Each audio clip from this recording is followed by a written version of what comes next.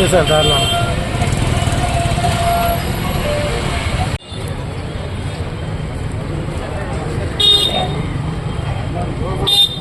Sir లోపల ఉంటాయి.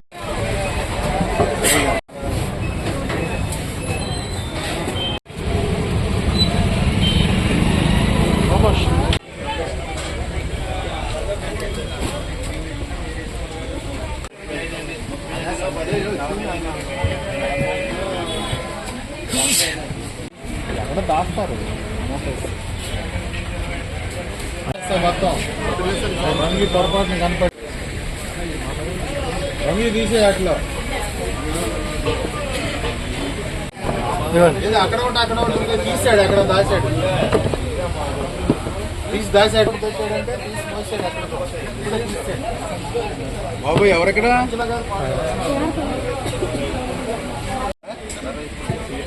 బాబు బజార్లో ఉన్నా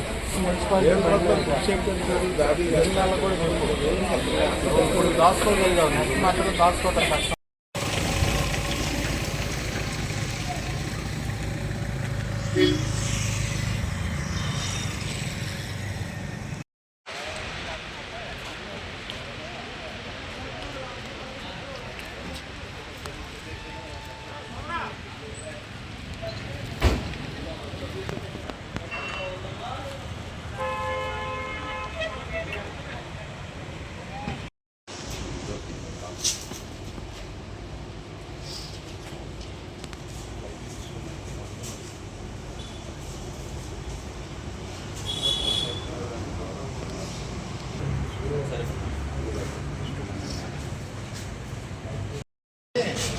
విషయం ఏంటంటే మన మార్కెట్లో సెల్గడ దుంపలు రంగేసి వెళ్తాయి. రంగేసిన సెల్గడ దుంపలు అక్కడ కనపడితే ఇది ఆరోగ్యానికి అంటాము, కార్సినోజెనిక్ కాబట్టి రంగేసిన సార్ చెప్పండి. ఇప్పుడు ఎక్కడైనా ఉంటే వాళ్ళకి రేపు ఫోటో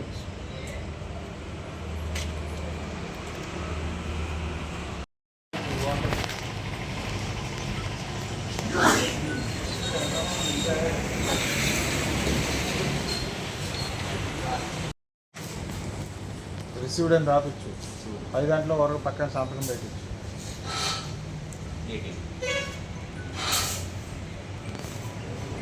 10 గంటల వరకు సంతకం పెట్టించి పైకి కార్బన్ తీసి పెట్టచ్చు.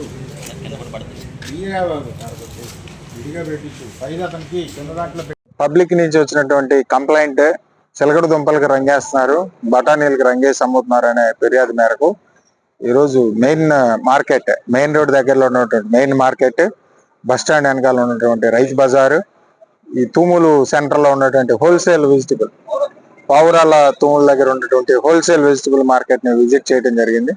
ఆ మెయిన్ రోడ్ దగ్గర ఉన్నటువంటి మెయిన్ మార్కెట్ లో సుమారు 70 కేజీలు రంగేసినటువంటి చిలకడ దుంపల్ని అవి వాడకూడదు, వాడితే వచ్చే దుష్పరిణామాలు కార్సినోజెనిక్ అని చెప్పి డిశ్చార్జ్ చేయడం జరిగింది. బస్టాండ్ వెనకాల ఉన్నటువంటి షాపులకు కూడా వెళ్ళి ఇన్స్పెక్ట్ చేయడం జరిగింది. ఒకసారి 10 కిలోలు రంగేసిన చిలకడ దుంపలు దొరికినాయి. ఆ ఎస్టేట్ ఆఫీసర్ని పిలిచి అవగాహన కల్పించి ఇక నుంచి బఠానీలు కానీ చిలకడ దుంపలు కానీ రంగులేసి అమ్మితే డిస్ట్రాయ్ చేస్తాం, at the same time criminal case book చేస్తామని తెలియపరచడం జరిగింది. ఆ తర్వాత పావురాల తూముల దగ్గరికి రావడం జరిగింది. ఇక్కడ హోల్సేల్ వెజిటబుల్ మార్కెట్ ఉంది. ఇక్కడ ప్రెసిడెంట్ అయినటువంటి విజయదుర్గ వెజిటబుల్స్ అతనికి ఈ రంగేసిన చిలకడ దుంపలు అమ్మొద్దని చెప్పడం జరిగింది. ఇక్కడ మా పరిశీలనలో ఇక్కడ ఏం కనపడలేదు. అట్ ది సేమ్ టైం బంగాళదుంప ఇవి బఠానీలు కూడా రంగేసి అమ్మొద్దని తెలియపరిచాం.